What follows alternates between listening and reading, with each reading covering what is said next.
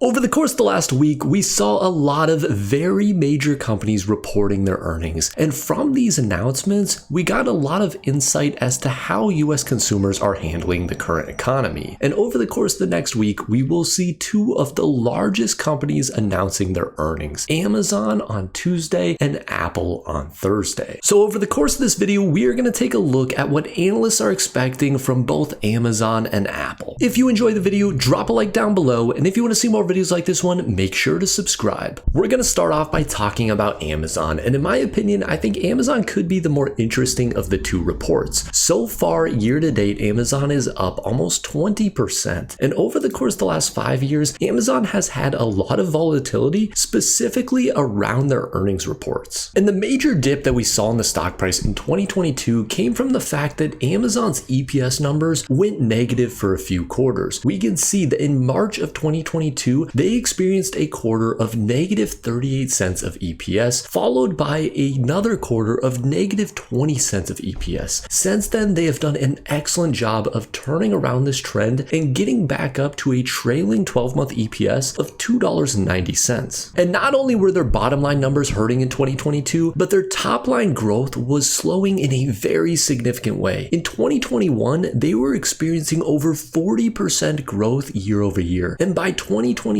that had slowed down to single digits of 7.3%. And all of this came from the fact that Amazon was shifting their focus from profitability to growth. They were focusing on growing their business as a whole, as well as building out a lot of large warehouses. And this build out procedure ended up hitting the bottom line in a major way. And ultimately, this sent the stock down by over 50% in the course of about a year. However, as interest rates have increased, Amazon has shifted their focus back to profitability, and investors have taken notice, sending the stock up over 110%. And analysts expect this trend of profitability to continue into the next quarter, as they are expected to announce their earnings on April 30th with an EPS estimate of 83 cents and a revenue estimate of $142.54 billion.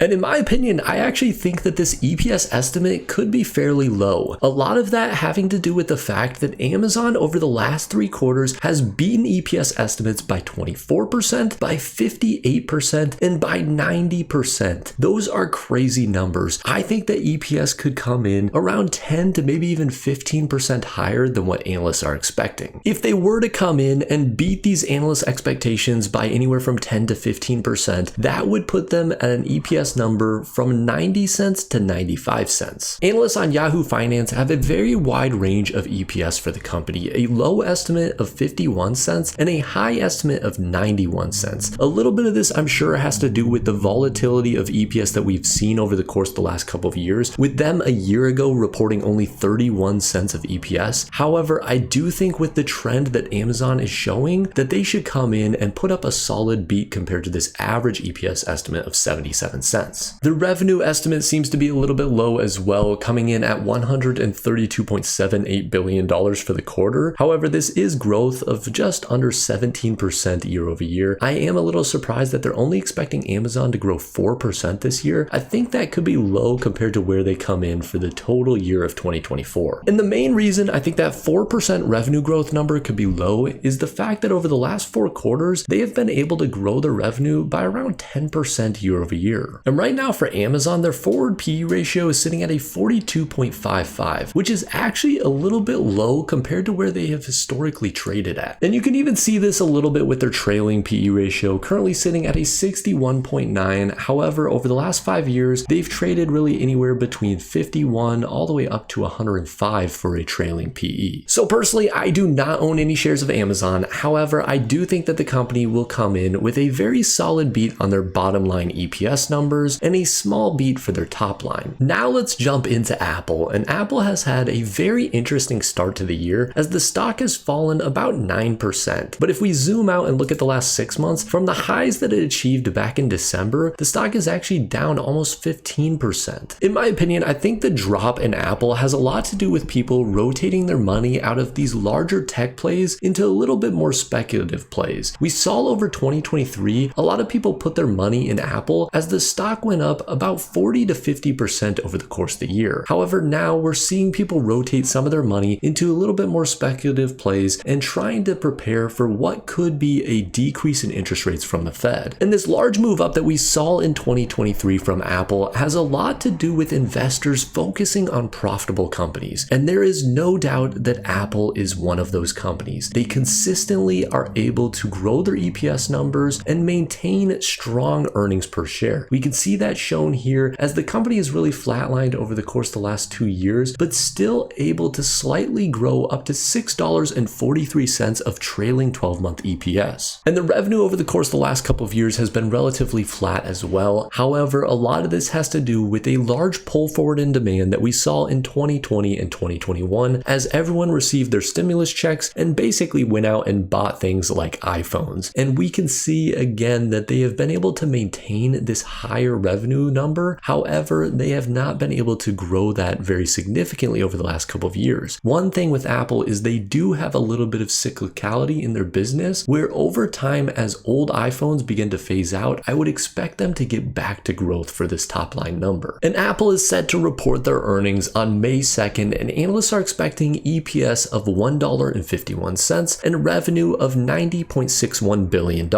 And Apple is very, very good at how they provide their guidance. We can see that they consistently beat on their EPS numbers as well as slightly beat on their revenue numbers. And that is due to the fact that they are very good at guiding slightly below what they're expecting to hit and coming in consistently and beating numbers. That is a very good thing overall for the stock, as investors want to see them continue to slightly outpace what the analysts are expecting. And I think this trend will continue. They'll probably have a slight beat on their EPS of anywhere from 3 to 5%, and then maybe a slight beat in their revenue of 1 to maybe 2%. And Yahoo Finance analysts seem to always have lower expectations for EPS, as their average estimate is $1.40 with a low estimate of $1.31 and a high estimate of $1.44. These are all basically in line with what they put up a year ago of $1.42. But even with a slow start to the year, analysts are still expecting Apple to grow their EPS over the course of 2024 with an average EPS estimate of $6.10 compared to a year ago when they put up $5.71. The revenue for me is a little bit more concerning because on Yahoo Finance, they're expecting revenue to fall this quarter by about 5%. I don't think this is going to be the case. I think this is a little bit of sandbagging from Yahoo Finance. However, that would be a surprise, and I do think that would send the stock lower. It is also surprising that over the course of the next year, they're expecting revenue to only grow by 0.8%. I think that Apple will be able to grow their numbers by anywhere from 5 to 10% over 2024, but that's just my opinion. With Apple's stock down a little bit, they have fallen back in line with the NASDAQ 100, as they're now trading at a forward P ratio of a 26, and this is basically in line with the market. The NASDAQ is trading somewhere around there, and the S&P 500 is trading a little bit lower, around a 20 forward P. One thing that Apple has done a very good job of over the course of the last 10 years is decreasing their shares outstanding through buybacks. From 2014 through 2020, they were actually decreasing their shares outstanding by around 5% year over year. However, over the course of the last couple of years, these numbers have dropped off slightly, and they're now decreasing their shares outstanding by around 3.5% year over year. This subtle change could speak to a couple of different things. One, either the free cash flow for the company decreasing and them having less money to spend on their overall buybacks, or also it could have to do with the fact that the company could be shifting slightly back to growth and putting more of their cash back into their businesses and finding ways to grow their top and bottom line numbers. And personally, I think it's the latter. I think they are investing in new technologies and trying to expand their business away from being solely focused on the iPhone. One of the ways they're doing that is through their Vision Pro headset, which I think has a lot of potential over the long term. It's unlikely that we'll see a huge impact from the Vision Pro headset on their upcoming earnings. However, it will be interesting over time to see how this could potentially expand their business. But keep in mind, do not buy a company just because some random guy on YouTube talked about it. Make sure you are doing your own research and looking for companies that meet your risk tolerance as well as your time horizon. So with all that said, I hope you enjoyed the video. If you did, drop a like down below. And if you want to see more videos like this one, make sure to subscribe. And as always, guys, have a wonderful rest of your day. And for the joke of the day, where do you learn to make a banana split? Check the comments down below for the answer. Thanks for watching.